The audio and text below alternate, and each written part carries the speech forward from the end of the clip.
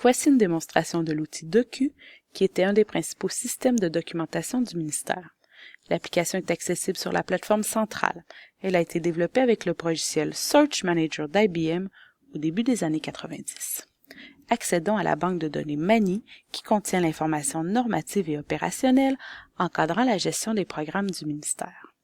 L'utilisateur peut naviguer dans l'information de 3 façons, en effectuant une recherche par mots-clés, en accédant à la table des matières ou par le registre des mises à jour. Accédons au sujet qui concerne le programme de soutien aux travailleurs licenciés collectivement. Si l'utilisateur désire accéder à l'information qui concerne un adulte né hors Canada, il se positionne au début de la table des matières. Le contenu d'un item est encadré par des étiquettes qui indiquent sa nature. Dans ce cas-ci, il s'agit d'une interprétation normative. Si l'on poursuit la lecture de cet item, on accède aux données opérationnelles. Les liens entre les sujets se font de cette manière, par le biais d'une référence à un numéro d'item dans la table des matières.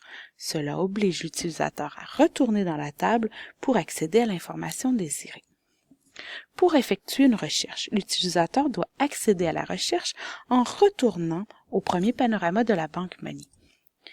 Il s'agit alors de saisir les mots ou expressions désirés.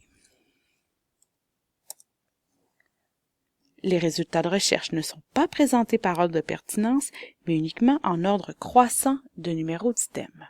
Les limitations de Docu ont fait qu'au fil des années, plusieurs sources parallèles d'informations ont été créées, que ce soit sur des portails, des guides ou des outils et des manuels.